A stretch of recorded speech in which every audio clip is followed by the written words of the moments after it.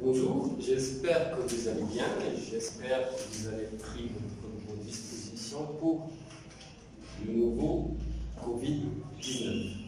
On est dans une circonstance qu'on ne peut pas être ensemble pour faire le cours. Donc, on opte pour cette option, c'est-à-dire de faire des cours à distance.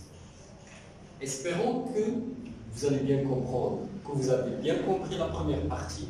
On va enchaîner la deuxième partie du cours et en ce qui concerne le cycle de vie du produit. Alors, le cours sera du marketing fondamental,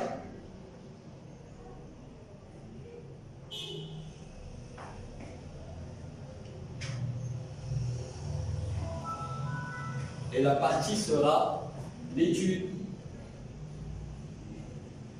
du cycle de vie du produit.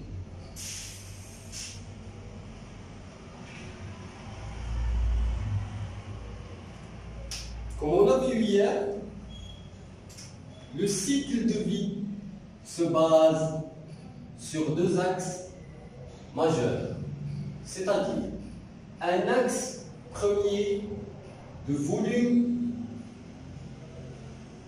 de vente, un axe deuxième, c'est concerne le temps. Ces deux axes permettent de positionner un produit, sur cet axe. Comme on l'a dit, ce point-là est un point séparant la partie marché de la partie entreprise ou bien de la partie interne de la partie externe. Comme on l'a vu hier, on a 4 parties traditionnelles. Une partie qu'on va la définir comme la partie lancement, c'est-à-dire le lancement du produit sur le marché. Comme on a vu, un produit va prendre un itinéraire vers le marché. Là, il se lance sur le marché. Là, on a une partie croissance, une partie maturité, une partie déclin. Là, on est sur une vision traditionnelle, comme on l'a vu hier. La partie nouvelle du marketing, c'est la partie recherche et développement. C'est une partie que je juge très importante, comme on l'avait déjà dit. Comme le marketing se positionne sur deux pieds, une partie amont et une partie aval, un marketing en phase ou bien en cycle de vie traditionnel sera un marketing boiteux, c'est-à-dire qu'il n'est pas logique de penser un marketing en partie aval seulement. Il doit être pensé en globalité, c'est-à-dire en partie amont et en partie aval. Voyons maintenant pourquoi on fait ces études de positionnement dans un cycle de vie. Comme on a initié hier, le cycle de vie de produit permet à une entreprise de positionner son produit à travers deux variables qui est le temps et le volume des ventes. 1. Pourquoi le positionner? Pour juger la stratégie la plus optimale pour mon produit. Supposons que j'ai un produit numéro 1, un produit numéro 2, un produit numéro 3, un produit numéro 4 et un produit numéro 5.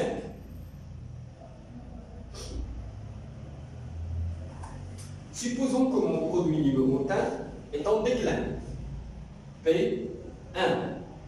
Mon P2 est en maturité. Le P3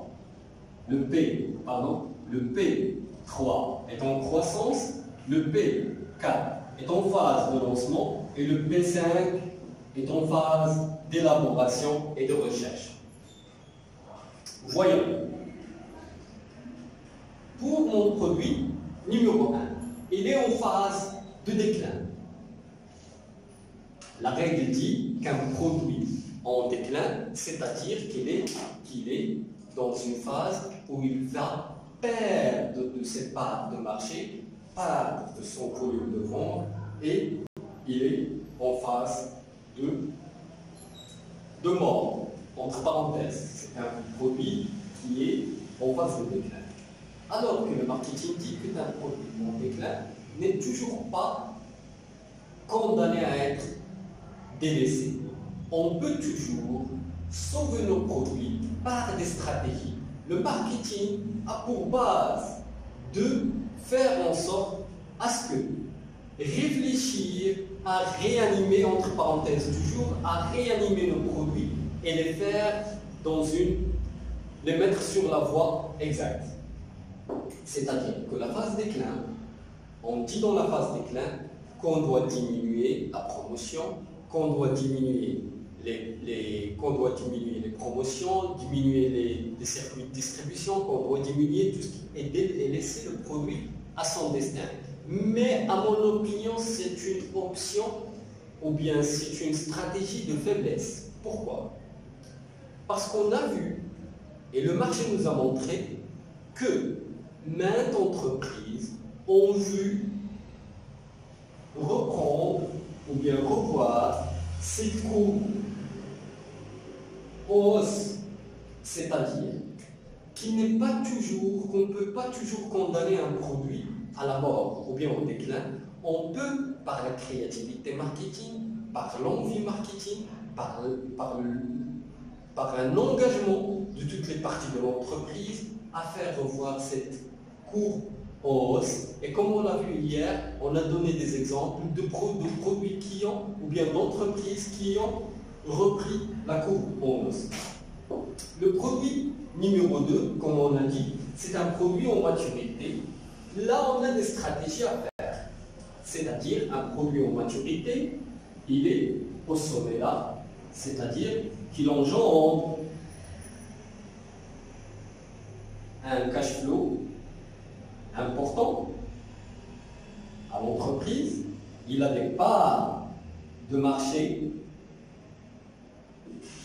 mais en contrepartie, quand un produit est en maturité, automatiquement, la concurrence va suivre, et c'est-à-dire qu'on ne surfe pas, entre parenthèses, qu'on ne surfe pas la vague tout seul. Il y a des gens qui vont essayer de prendre la vague et de grignoter ou bien de prendre, selon leur taille, des parts de marché. C'est-à-dire, ces parts de marché, si on est en maturité, on doit savoir, et après on verra bien sûr, on doit savoir comment préserver nos parts de marché, comment les contrôler et comment essayer de gagner des parts de marché en conséquence. C'est-à-dire, là, on aura une petite stratégie pour la préservation de ces parts de marché. Car, comme on l'a déjà dit, là on a une forte, je vais la mettre en amont, là on a une forte concurrence.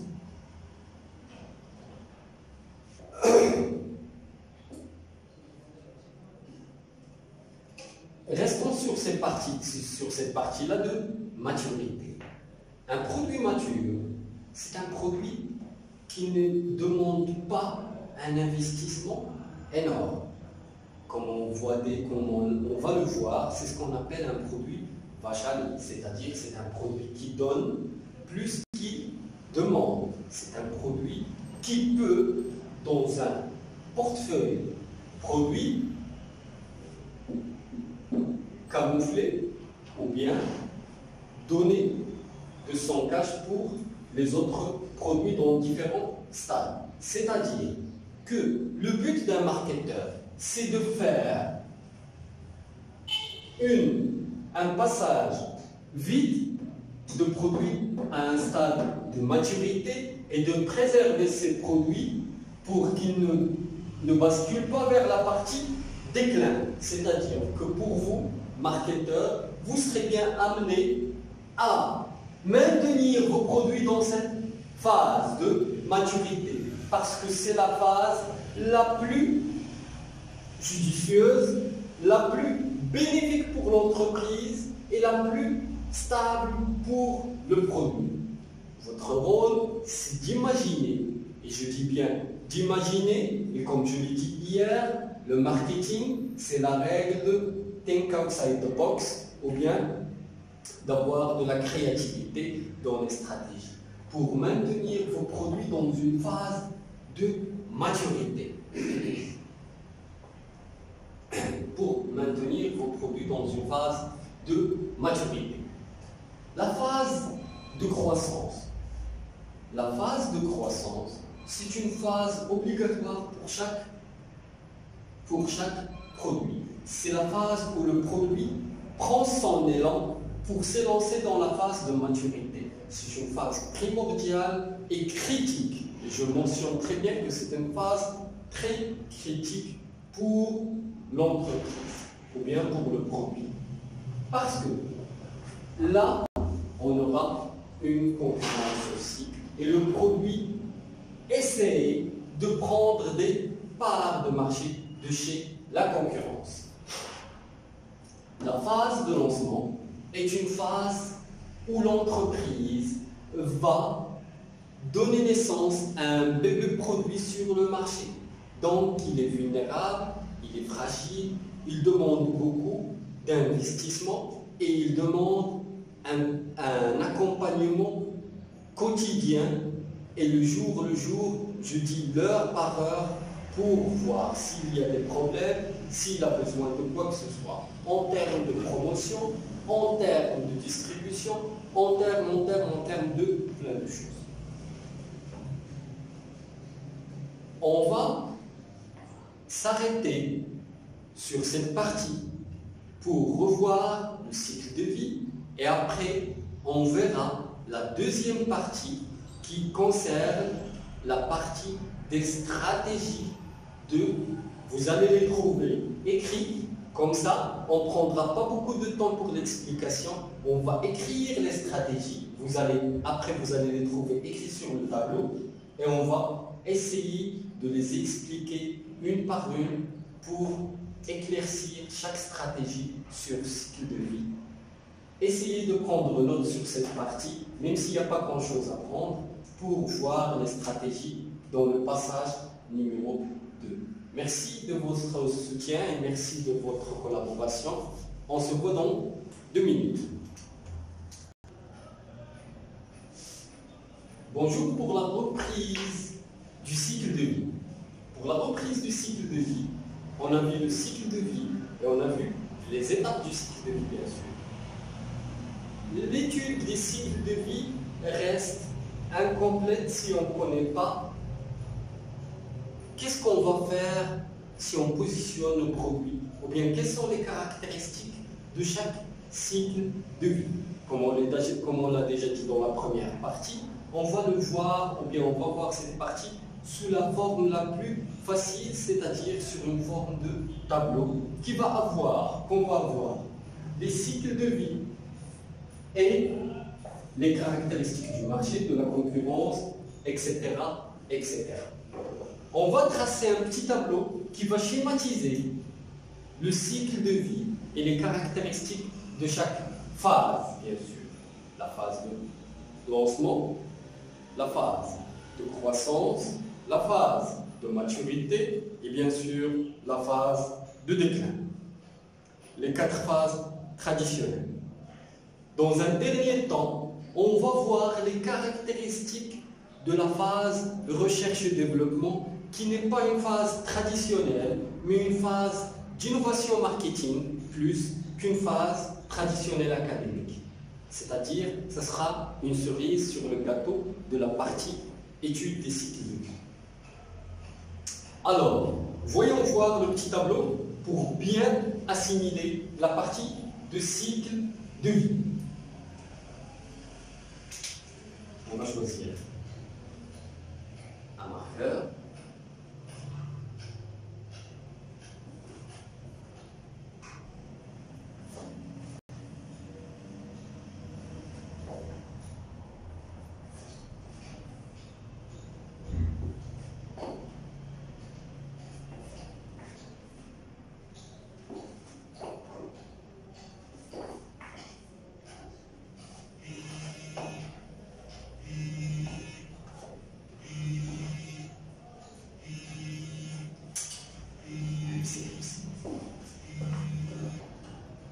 Bon, je m'excuse pour l'inconvénient et on va reprendre la partie du cours.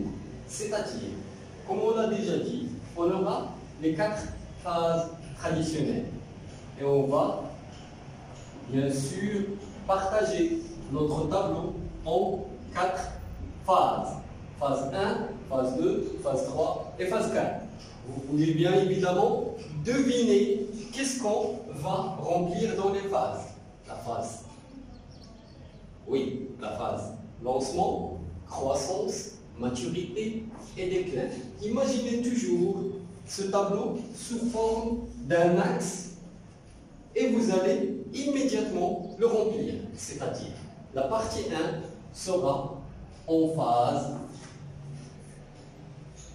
reprenons une autre couleur, en phase de lancement. On aura la croissance, la maturité et le déclin. Vous allez voir que, bien sûr, on n'a pas vu la partie qu'on a étudiée précédemment, la recherche et développement, mais je vais essayer de vous la montrer dans une partie indépendante. Là, on aura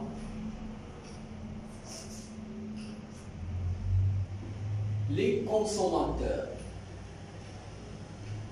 Comme vous savez très bien, on est dans un cours de marketing fondamental. Le marketing, sa raison d'être dans l'entreprise, bien sûr, c'est le client. Autrement dit, le consommateur. Le nerf de la guerre du marketing, c'est le consommateur et l'étude du comportement du consommateur et de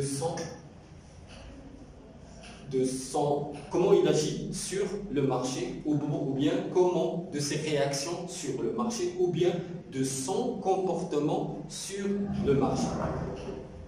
La deuxième partie sera le coût unitaire, bien sûr. Le coût unitaire. Les objectifs. On va voir les objectifs. Et on aura les stratégies et les politiques produits.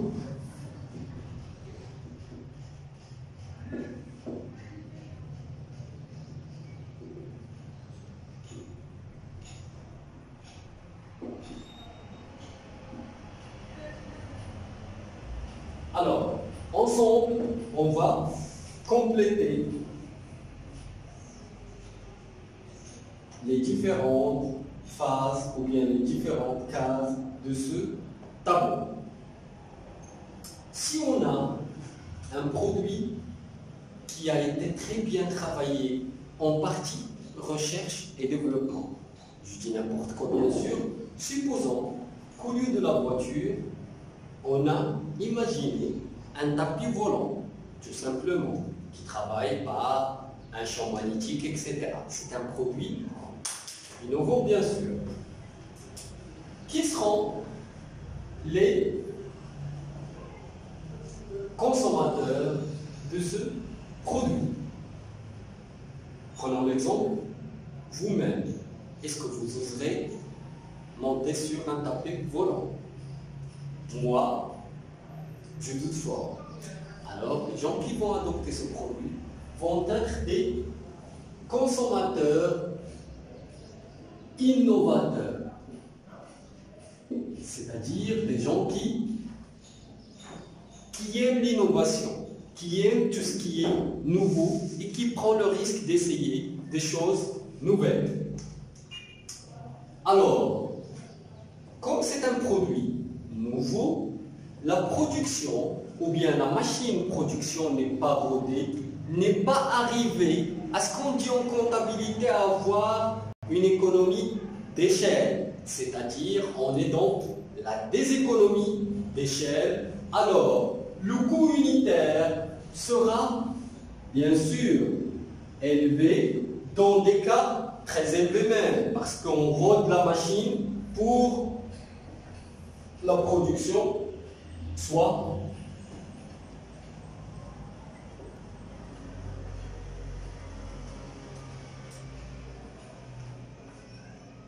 l'objectif dans la phase de lancement. Quels seront nos objectifs dans cette phase de lancement? Notre objectif principal est essayer de faire évoluer la demande, tout simplement, à travers, vous allez me dire à travers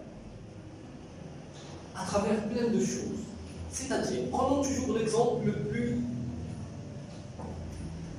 plus bizarre, c'est-à-dire un tapis volant qui travaille par un champ magnétique.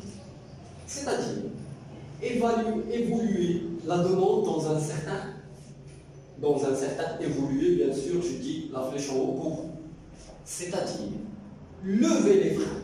Si moi je suis un consommateur restreint et j'ai des freins de consommation, vous allez me faire pousser par des petits câlins pour essayer de, bien sûr, essayer de voir le produit, de se familiariser avec le produit. C'est ce qu'on appelle lever, bien sûr, lever les freins à la consommation, comme on l'avait déjà vu dans la pyramide ou bien dans la classification des besoins, il y a toujours des freins à la consommation, c'est-à-dire on doit essayer de lever les freins.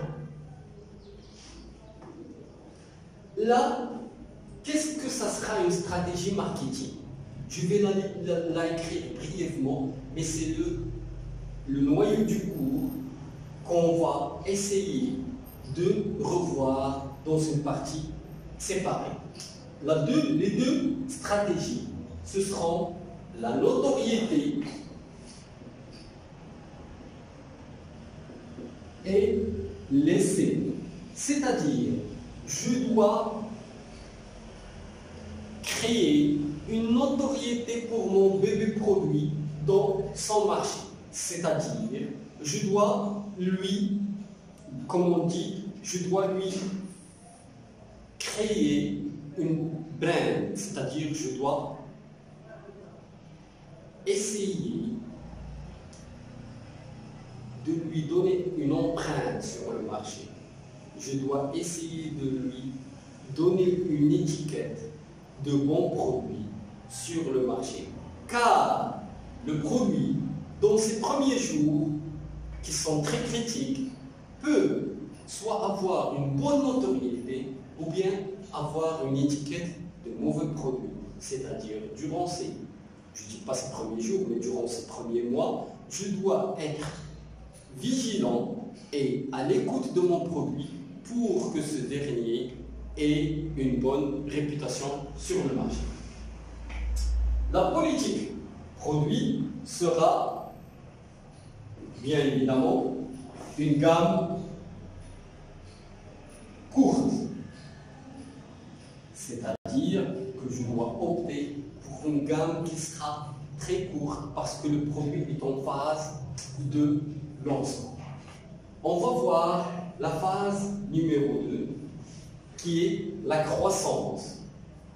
Vous pouvez deviner qu'est-ce qu'on va écrire dans la deuxième partie. Pour les consommateurs, ça va être en majorité des consommateurs précoces.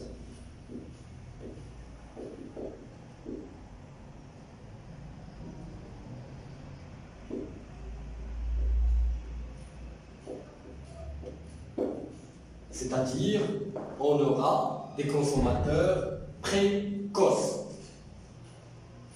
Le coût unitaire là, il va être moyen, parce que on a ici l'axe de temps, bien sûr, c'est-à-dire en phase de temps, c'est-à-dire que le produit il prend de l'âge. Là, on est sur les objectifs, c'est maximiser les parts de marché. Bien évidemment, on doit essayer de maximiser les parts de marché. Une stratégie sera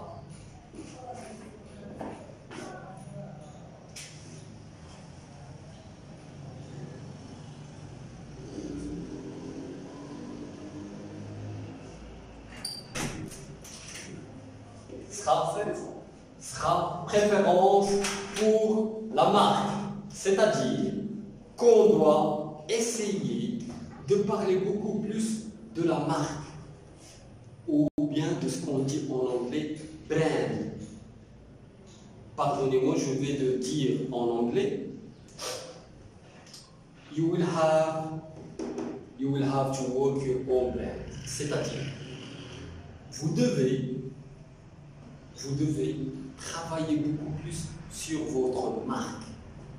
Exemple, marque X, marque Y, parce que c'est elle qui va chapeauter le produit, c'est elle qui va donner du soufre au produit pour prendre son élan dans sa phase de croissance, parce qu'il va voûter du sein de la marque. Pardonnez-moi le terme, entre parenthèses, parce que la marque va être la maman ou bien la couveuse de votre produit. Il va bien s'alimenter de sa marque. Là, on sera sur la politique en amélioration du produit et élargir la gamme. C'est-à-dire, dans la phase politique de produit, c'est-à-dire, on doit prendre notre souffle et penser notre produit, faire des vérifications, faire des checklists et voir si notre produit est toujours de bonne forme, est-ce qu'il n'est pas confronté à une concurrence, voir ce que la concurrence fait si on n'est pas très innovateur et améliorer ce qu'on a à améliorer. La phase de maturité, c'est une partie qui est très importante, comme on a déjà dit. La clientèle sera majoritairement, bien sûr, tardive. Majoritairement, ou bien majorité tardive.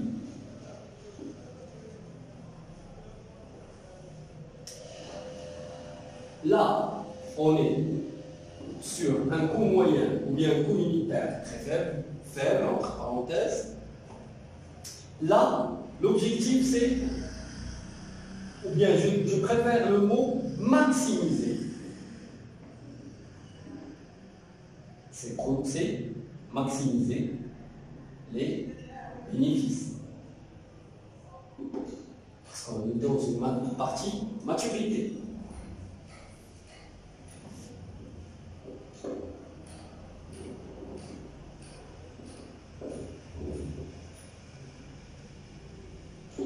Fidélité à la marque.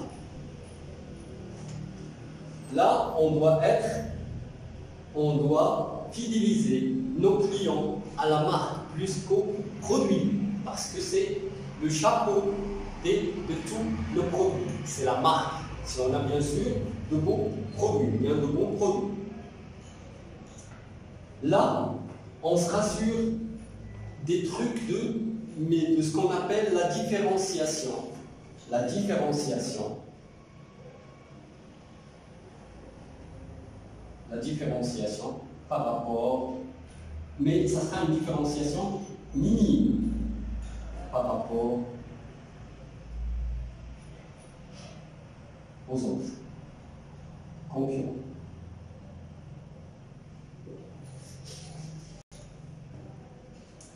Là, on a fini la partie maturité et on va passer à la partie déclin. Les adeptes de produits en déclin, ce sont généralement les retardataires. Les retardataires. Le prix, le coût unitaire et les moyens. Qu'est-ce qu'on doit faire qu'est-ce qu'on aura comme objectif? Diminuer les dépenses, bien sûr. Là, je vais la mettre entre guillemets parce que c'est toujours pas évident et c'est toujours pas, je suis pas toujours d'accord pour ces objectifs, car si on est dans un marketing nouveau et si on a la rage marketing, on va essayer de maximiser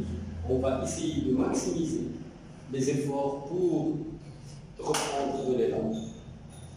La même chose, ça va être une fidélité à la marque parce que le produit ne peut pas faire grand chose. Et là, on va réduction de la gamme. Bon, là, on est sur une partie traditionnelle d'études de cycle de vie et d'études des caractéristiques du cycle de vie. Comme vous l'avez vu, là, on est dans les ABC des caractéristiques.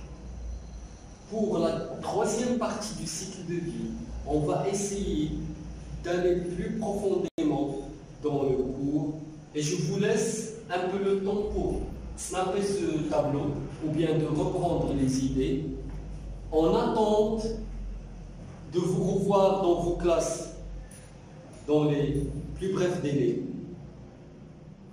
Restez vigilants.